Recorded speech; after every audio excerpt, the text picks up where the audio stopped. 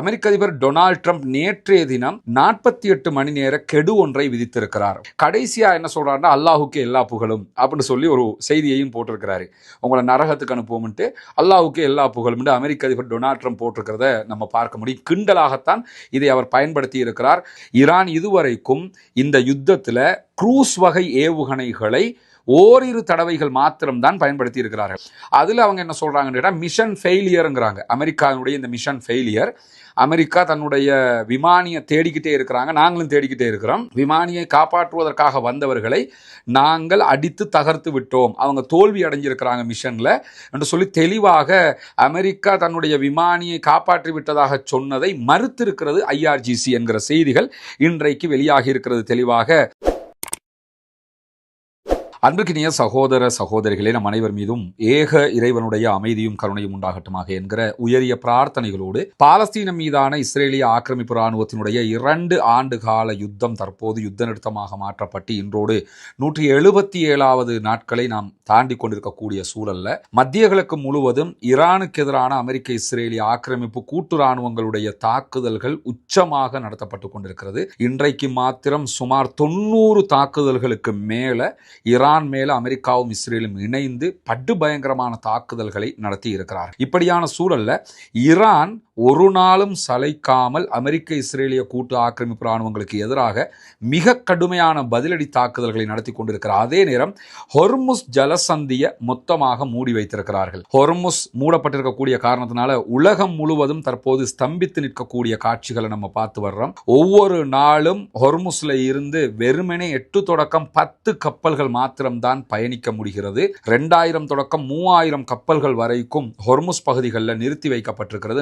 நகர்ந்தாலே அடிப்போம் என்று சொல்லி ஈரான் தொடர்ந்து எச்சரிக்கைகளை விடுத்துக் கொண்டிருக்கக்கூடிய சூழல்ல ஈரானுடைய பதிலடிகள் தொடர்ந்து கொண்டிருக்கிறது. இந்த நிலையில தான் அமெரிக்க அதிபர் டொனால்ட் ட்ரம்ப் நேற்றைய தினம் 48 மணி நேர கெடு ஒன்றை விதித்திருக்கிறார். 48 ஹவர்ஸுக்குள்ள ஈரான் ஹொர்முஸை திறக்கணும், இல்லை என்று சொன்னால் நரகத்தின் வாயில்களை நாங்கள் திறப்போம் என்று சொல்லி அமெரிக்க அதிபர் டொனால்ட் ட்ரம்ப் சொல்லி இருந்தார். இன்னைக்கு அவர் அது தொடர்பாக தன்னுடைய ட்ரூத் சோஷியல் பக்கத்தில் வெளியிட்டிருக்கக்கூடிய செய்தியிலையும் என்ன சொல்றாருன்னு கேட்டா, ஹொர்முஸ் ஜலசந்தி மூடப்பட்டிருக்கிறது, இதை திறக்காவிட்டால் நாங்கள் நரகத்தினுடைய வாயில்களை திறப்போம் என்று சொல்லக்கூடியவர் செவ்வாய்க்கிழமை, அதாவது நாளை மறுநாளுக்குள்ள ஹொர்முஸ் ஓப்பன் பண்ணப்படலை என்று சொன்னால் செவ்வாய்க்கிழமை ஈரான் மேலே மிக உச்சமான தாக்குதல்கள் நடத்தப்படும். குறிப்பாக ஈரானுடைய பவர் பிளான்ட்டுகள் மேலே எல்லாம் தாக்குதல்கள் நடத்தப்படும். எனர்ஜி சப்ளை பண்ணக்கூடிய இடங்கள், மின்சார உற்பத்தி செய்யக்கூடிய இடங்கள் மீது தாக்குதல் நடத்துவோம்.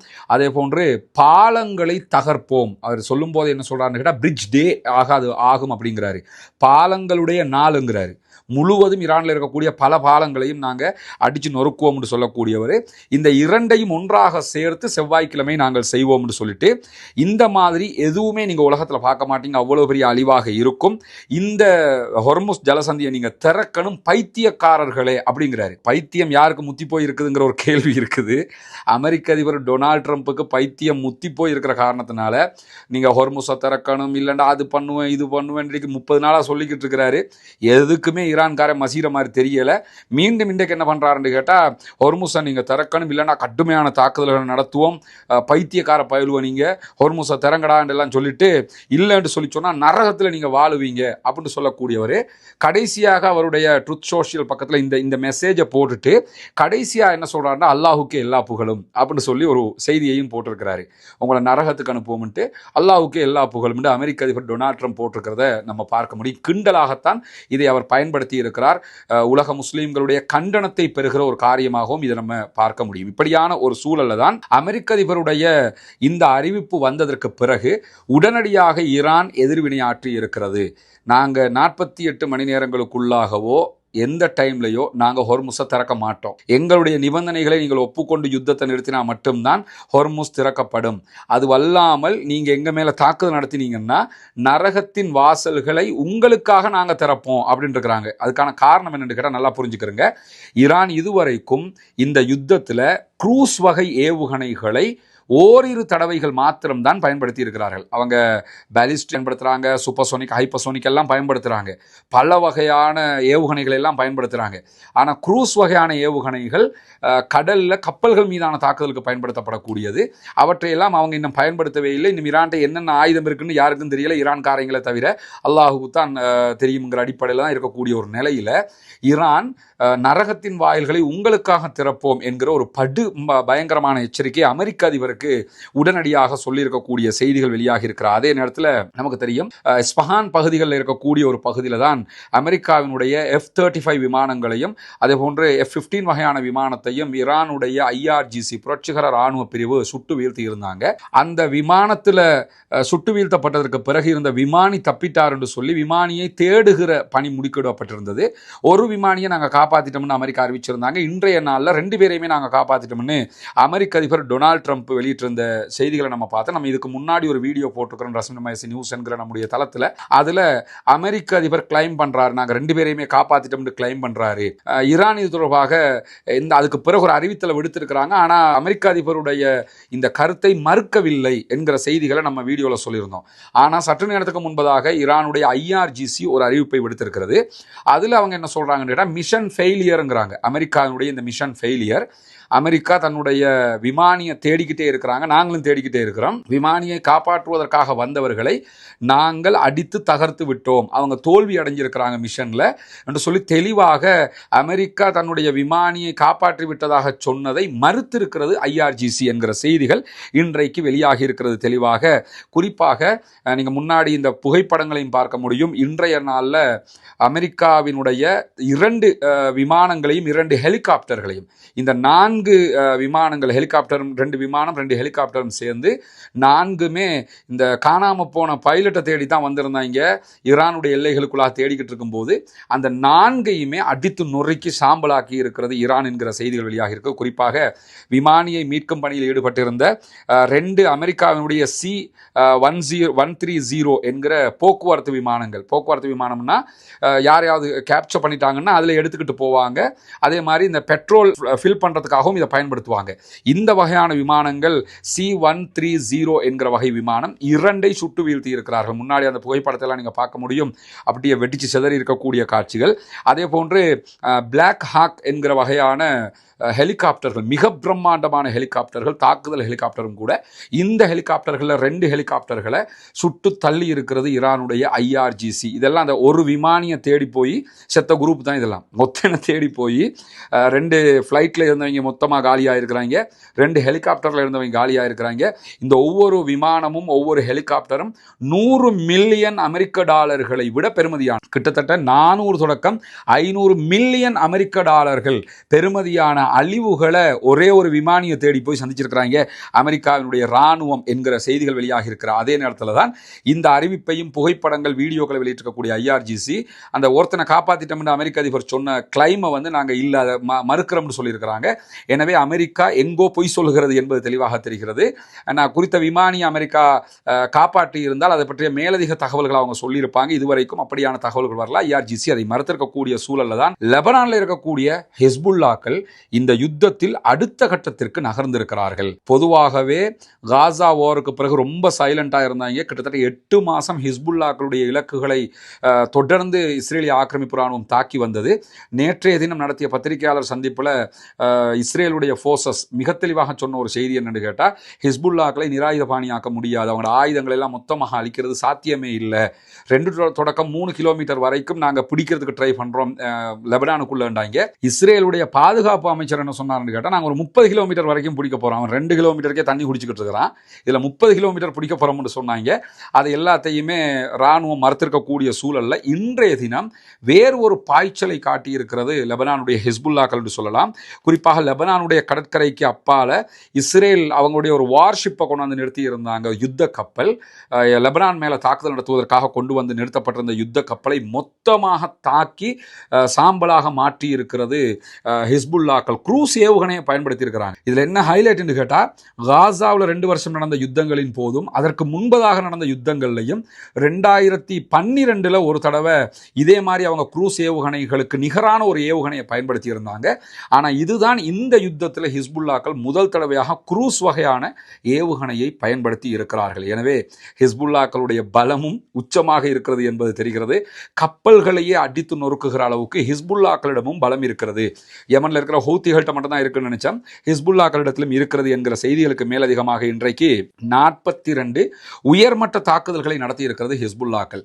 அதாவது இஸ்ரேலுக்குள்ள இருக்கக்கூடிய இராணுவ தலைமையகங்கள், அதே போன்று இஸ்ரேலுடைய இராணுவ நிலையங்கள், இஸ்ரேலுடைய விமான நிலையங்கள் என்று 42 தாக்குதல்கள், 20 தாக்குதல்கள் இஸ்ரேலுக்குள்ள இருக்கக்கூடிய அவர்களுடைய நிலைகள் மேல நடத்தப்பட்டிருக்கு. 22 தாக்குதல்கள் லெபனான்ல இருக்கக்கூடிய இஸ்ரேலிய ஆக்கிரமிப்பு இராணுவத்தை நோக்கி நடத்தப்பட்டிருக்கிறது. இந்த 42 தாக்குதல்கள் இன்றைக்கு உச்சமாக நடத்தப்பட்டிருக்கிற அதே நேரத்தில் இன்றைய தினம் ஈரான் மிக பதிலடியை உச்சமாகவே திரும்ப திரும்ப கொடுத்து கொண்டிருக்கக்கூடிய செய்திகள் வெளியாகி கொண்டிருக்கிறது.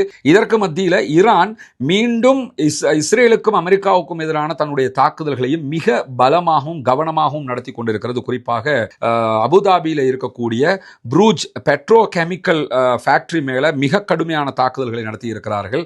அபுதாபியினுடைய ஊடகங்களும் இந்த செய்தியை வெளியிட்டுக் கொண்டிருக்கிற பெட்ரோ கெமிக்கல்ல தீப்பற்றி எறியக்கூடிய காட்சிகள் எல்லாம் வெளியாகி கொண்டிருக்கிறது. இது அமெரிக்காவின் செல்வாக்கு பெற்ற ஒரு பெட்ரோ கெமிக்கல் தளமாக இருக்கிறது. அந்த தளத்தின் மீது தான் தாக்குதல் நடத்தப்பட்டிருக்கு. அதே நேரம் இன்றைக்கும் பஹ்ரைன், குவைத்தில் இருக்கக்கூடிய பல இடங்கள் மேல தாக்குதல்களை நடத்தி இருக்கக்கூடிய செய்திகளை IRGC அறிவித்திருக்கிறது. பஹ்ரைன்ல இருக்கக்கூடிய பெட்ரோலிய ரசாயன ஆலைகள், அதே போன்று குவைத்தில் இருக்கக்கூடிய பெட்ரோலிய ரசாயன ஆலைகள் மீதெல்லாம் தாக்குதல்கள் நடத்தப்பட்டிருக்கிறது. அதே நேரம் அமெரிக்காவினுடைய MQ-9 வகையான ரிப்பர் ஆளில்லா விமானம், அவர்களுடைய மிக முக்கியமான ஒரு ட்ரோன், அந்த ட்ரோனை இன்றைக்கு சுட்டு வீழ்த்தி இருக்கிறது IRGC, ஈரானுடைய இராணுவ பிரிவு. அதே போன்று இஸ்ரேலுடைய ஹேம்ஸ் என்கிற வகையான ஆளில்லா விமானம், அதையும் சுட்டு வீழ்த்தி இருக்கிறார்கள். இந்த ஹேம்ஸ் எல்லாம் காசா ஓரில் தான் அவங்க அறிமுகப்படுத்தி இருந்தாங்க. உலகத்தில் மிக கொடுமையான ஆளில்லா விமானங்களில் ஒன்று தான் ஹேம்ஸ், அதை சுட்டு வீழ்த்தி இருக்கிறாங்க. அதே போன்று MQ-9 வகையான ஆளில்லா விமானம், உளவு பார்க்கக்கூடிய விமானம், அந்த விமானத்தையும் சுட்டு வீழ்த்தி இருக்கக்கூடிய செய்திகள் வெளியாகி இருக்கக்கூடியதை நம்ம பார்க்க முடிகிறது. அதே நேரத்தில் இன்றைக்கு ஈரானுடைய தாக்குதல்கள் இஸ்ரேல் மேலேயும் மிக கடுமையாக நடத்தப்பட்டிருக்கிறது. அந்த புகைப்படங்களையும் இன்றைக்கு ஈரான் வெளியிட்டிருக்கக்கூடிய காட்சிகளை பார்க்க முடியும். அல் ஜசீராவும் அந்த புகைப்படங்களை வெளியிட்டுக் கொண்டிருக்கிறது. இஸ்ரேலுடைய பென் குரியன் விமான நிலையத்தின் மீதான தாக்குதல்கள் நடத்தப்பட்ட பென் குரியன் விமான நிலையத்தின் மேல ஈரானும் அட்டாக் பண்ணியிருக்கிறாங்க, ஹெஸ்புல்லாக்களும் அட்டாக் பண்ணியிருக்கிறாங்க. இன்றைக்கு அதை தொடர்ந்து மூன்றாம் தரப்பாக ஹவுத்தீஸும் தாக்குதல் நடத்தி இருக்கிறார்கள். ஹூத்திஸுடைய தாக்குதலை பொறுத்தவரையில் இன்றைக்கு பென் குரியன் விமான நிலையத்தையும் அதை சுற்றியுள்ள இடங்களையும் நோக்கி அவர்கள் கொத்து குண்டுகளை தாக்கி இருக்கிறார்கள் என்கிற செய்திகள் வெளியாக இருக்கு. இந்த கொத்து குண்டை பொறுத்தவரையில் ஈரான் மட்டும்தான் இஸ்ரேல் மேல நடத்திக்கிட்டு இருந்தாங்கிற செய்திகளை நம்ம பார்த்தோம். ஆனால் முதல் தடவையாக தற்போது யமன்ல இருக்கக்கூடிய ஹூத்தீஸும் கிளஸ்டர் வகையான கொத்து குண்டுகளை பயன்படுத்துறாங்க. ஹிஸ்புல்லாக்கள் கப்பல்களுக்கு தாக்குதல் நடத்துறாங்க, ஹவுத்தீஸ் கொத்து குண்டு தாக்குதல் நடத்துறாங்கன்னா அப்ப ஆயுதங்கள் எல்லாம் ஆல்ரெடி ஈரான் தேவையான அளவுக்கு எல்லா இடத்துக்கும் சப்ளை பண்ணி தான் வச்சிருக்கிறானுங்கிறதையும் மிக தெளிவாக துல்லியமாக நம்ம புரிய முடிகிற அதே நேரத்தில் இன்றைய தினம் ஹைஃபாவில் இருக்கக்கூடிய இஸ்ரேலுடைய போர் விமானங்களுக்கு எரிபொருள் ஏற்றக்கூடிய சுத்திகரிப்பு ஆலையின் மீது மிக கடுமையான தாக்குதல்களை நடத்தி இருக்கிறோம் என்கிற செய்திகளையும் IRGC வெளியிட்டிருக்கிறாங்க. இதனுடைய புகைப்படங்களையும் அவங்க வெளியிட்டிருக்கக்கூடிய நேரத்தில் தான் பஹ்ரைனில் இருக்கக்கூடிய பெட்ரோ கெமிக்கல் ஆலை மீது ட்ரோன் தாக்குதல்கள் நடத்தப்பட்டிருக்கிறது. அதனுடைய தீ பற்றி எரிந்து தற்போது தீ அணைக்கப்பட்டிருக்கிறது என்கிற செய்திகளுக்கு மத்தியில் பஹ்ரைனுடைய கல்ஃப் பெட்ரோ கெமிக்கல் இண்டஸ்ட்ரீஸ் நிறுவனம் இந்த தகவல்களை சொல்லி இருக்கிறது. தன்னுடைய செயல்பாட்டு பிரிவுகள் பல ஈரானுடைய ட்ரோன்களை நாங்கள் தடுத்து நிறுத்தி இருக்கிறோம் என்கிற செய்திகளையும் சொல்லியிருக்கிறார்கள். தொடர்ந்து இஸ்ரேல் அமெரிக்காவுக்கு எதிரான தாக்குதல்களில் இஸ்ரேல் மேல நேரடி தாக்குதல் நடத்தக்கூடிய ஈரான் அமெரிக்கா மீதான தாக்குதல்களை மத்திய கிழக்கில் இருக்கக்கூடிய அமெரிக்காவுடைய நிலைகள் மீது தொடர்ச்சியாக நடத்தி வருவதை நம்ம பார்க்க முடிகிறது. எனவே தொடர்ந்து இந்த தாக்குதல்களில் ஈரான் பலமாகவும் முன்னணியிலையுமே நின்று கொண்டிருக்கிறார்கள் என்பதையும் நம்ம அறிந்து கொள்ள முடியும்.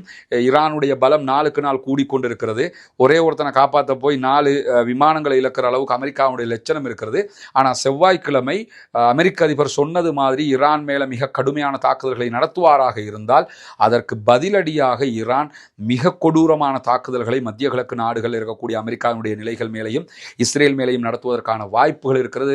அவங்களும் நரகத்திர வாயில்களை திறப்போம் என்கிற வார்த்தை மூலமாக மிக கடுமையான ஒரு எச்சரிக்கையை சொல்லியிருக்கிறார்கள் என்பதையும் நாம் கவனிக்க வேண்டும். தொடர்ந்து இணைந்திருங்கள் ரஸ்மின் மைசி நியூஸ் மற்றும் ரஸ்மின் டாக்ஸ் ஆகிய 2 சேனல்களோடு நம்முடைய செய்திகளை உங்களுக்கு உடனுக்குடன் கொண்டு வந்து தருகிற அதே நேரம் ஆக்கிரமிப்புகள் ஓய வேண்டும், ஆக்கிரமிப்பாளர்கள் ஓய வேண்டும், ஈரானிய அப்பாவிகள் மீதான ஆக்கிரமிப்பு தாக்குதல்கள் நிறுத்த நிலைநிறுத்தப்பட்டு மத்திய கிழக்கு முழுவதும் அமைதி திரும்ப வேண்டும் என்கிற உயரிய பிரார்த்தனைகளோடு ஆக்கிரமிப்பாளர்களுக்கு எதிராக தொடர்ந்தும் ஜனநாயக ரீதியாக குரல் எழுப்புவோமாக வாகிறது. அவ்வானான் அல்ஹம்துலில்லாஹி ரப்பில் ஆலமீன். ரமலானுடைய மாதத்தில் நம்ம உங்களிடத்தில் மீண்டும் மீண்டும் வேண்டிக் கொண்டு வந்ததுதான் உங்களுடைய ஜகாத் மற்றும் சதக்கா நிதிகளை இலங்கையினுடைய கிழக்கு பகுதிகள் பொத்துவில்ல செய்து வரக்கூடிய இஸ்லாத்தை ஏற்றுக்கொண்ட சகோதர சகோதரிகளுக்கான வீடு கட்டும் கட்டுமான பணிகளுக்கு தந்து உதவுங்கள் என்று சொல்லி. ஏன்னா ஜகாத்தை பெறக்கூடிய தகுதி படைத்த 8 கூட்டத்தாரில் இந்த இஸ்லாத்தை ஏற்றுக்கொண்ட சகோதரர்களும் அடங்குகிறார்கள். அவர்கள் ஏழைகள் என்கிற காரணத்தினால அவர்கள் மிஸ்கீன்கள் அதே போன்று ஃபக்கீர்கள் பட்டியலையும் வருவாங்க. மொத்தத்தில் ஜகாத் பெறக்கூடிய 8 கூட்டத்தில் 3 கூட்டத்தினுடைய நன்மைகள் அவர்களுக்கு கொடுக்கக்கூடிய உதவிகளால் நமக்கு கிடைத்துவிடும் என்கிற செய்திகளை உங்களுக்கு நம்ம தொடர்ந்து சொல்லிக் கொண்டு வந்தோம். அங்குள்ள காட்சிகளையும் நம்ம காட்டியிருந்தோம். ஏற்கனவே 5 வீடுகளை நம்ம கட்டி கையளிச்சிருக்கிறோம். அந்த காட்சிகள் எல்லாம் தொடர்ந்து நீங்கள் பார்த்து வருகிறீர்கள். அதை தாண்டி இன்னும் 9 வீடுகள் கட்ட வேண்டிய தேவை இருக்கிறது. மொத்தம் 14 வீடுகள் என்கிற தகவல்களை உங்களுக்கு நம்ம சொல்லி வந்தோம். அதற்கான உதவிகளை நீங்கள் தொடர்ந்து வழங்கி வருகிறீர்கள். உங்களுடைய ஜக்காத்து தான தர்மங்களை தந்து வருகிறீர்கள். அந்த அடிப்படையில் தற்போது நம்ம 6வது வீட்டை கட்டுகிற பணியை ஆரம்பித்திருக்கிறோம். அதனுடைய காட்சிகளை தான் நீங்கள் முன்னாடி பார்க்குறீங்க. நீங்கள் தரக்கூடிய உதவிகளை கொண்டுதான் மக்களுக்கு தேவையான ஏழை எளிய மக்களுக்கு உரிய எல்லா காரியங்களையும் நம்ம பண்ணி வர்றோம். தித்வா புயலுக்கான பணிகளாக இருந்தாலும் சரி, அதற்கு பிறகு வாட்டர் டேங்கை நம்ம ஓப்பன் பண்ணி கொடுத்ததாக இருந்தாலும் சரி, மற்ற எல்லா பணிகளும் நீங்கள் தரக்கூடிய ஜகாத்து தான தர்மங்களை கொண்டு ஏழைகளுக்கு முறையாக செய்யப்பட்டு வருகிறது என்பது உங்களுக்கு தெரியும். அந்த அடிப்படையில் தான் தற்போது அல்ஹம்துலில்லாஹ் 6வது வீடை கட்டுகிற பணியை நம்ம ஆரம்பிச்சிருக்கிறோம். இந்த பணி தொடர்ந்து நடைபெற்று 14 வீடுகளும் மீதி இருக்கக்கூடிய 9 வீடுகளும் கட்டி முடிக்கப்பட வேண்டும் என்பதுதான் என்னுடைய பிரார்த்தனையும் நிச்சயமாக உங்களுடைய பிரார்த்தனையாகவும் இருக்கும். எனவே இந்த பணியை சிறப்பாக முடிப்பதற்காக தொடர்ந்தும் உங்களுடைய உதவிகளை வாரி வழங்குங்கள் என்கிற கோரிக்கையை இந்த இடத்திலே முன்வைத்துக் கொள்கிறேன்.